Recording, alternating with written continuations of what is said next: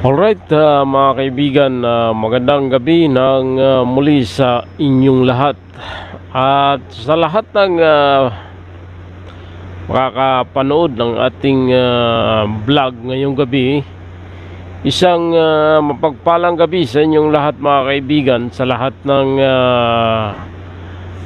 ating mga kababayan mula sa iba't ibang panig ng ating mundong ginagalawan, mga OFWs, mga kaibigan, na nasa iba't ibang kontinente, sa 7 kontinente ng ating planetang ginagalawan. Isang pagpupugay, mga idol, sa inyong lahat. At sana'y lagi nyo akong panoorin at lagi nyong i-follow at i-subscribe at abangan nyo yung bawat vlog natin gabi-gabi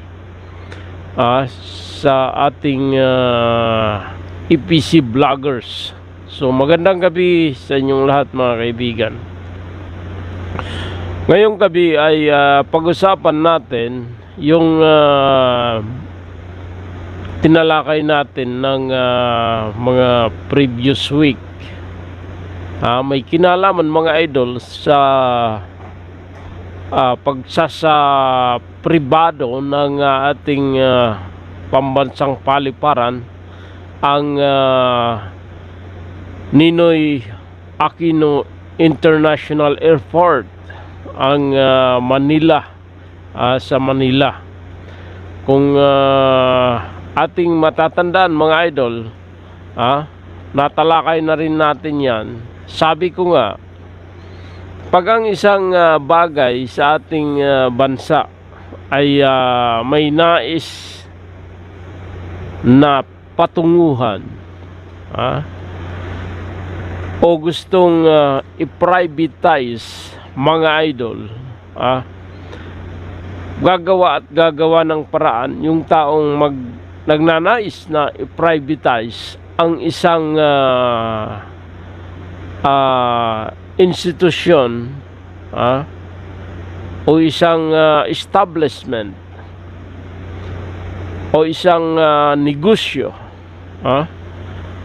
o isang korporasyon, something like that, mga idol. Kailangan ipakita muna sa publiko kung may problema o wala. Pero kailangan ipakita mo yung negatibong impact sa taong bayan. So ito na nga, mga idol, lumabas na. Nagpahayag na si Marcos na ang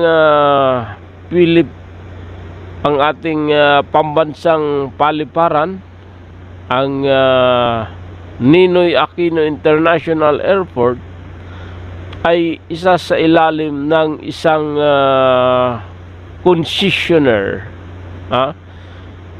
isa sa privatize. At ang nanguna na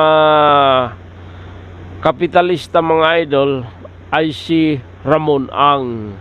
So yan ang totoong katotohanan, mga idol, kung bakit sabi ko nga sa ating titulo sa ating previous vlog na tanga, isa kang tanga.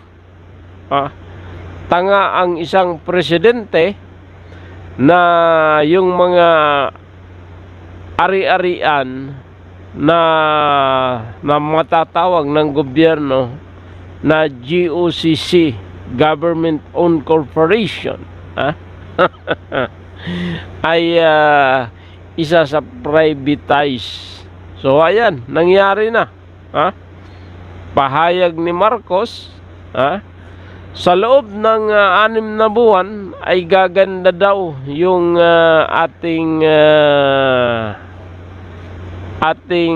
paliparan.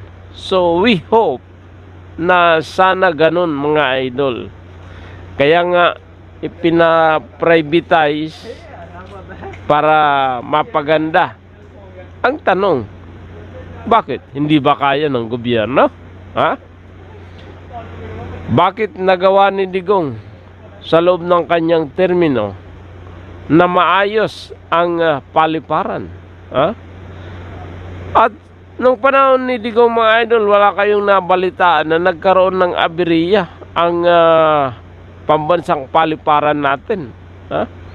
Nasa leader po yan, mga idol. Kung ikaw ay isang leader na may political will, at may paninindigan at porsigido na baguhin ang sistema at pagandahin ang istruktura ng ating gobyerno, ang imahin ng ating paliparan, well, nasa sa iyo yan.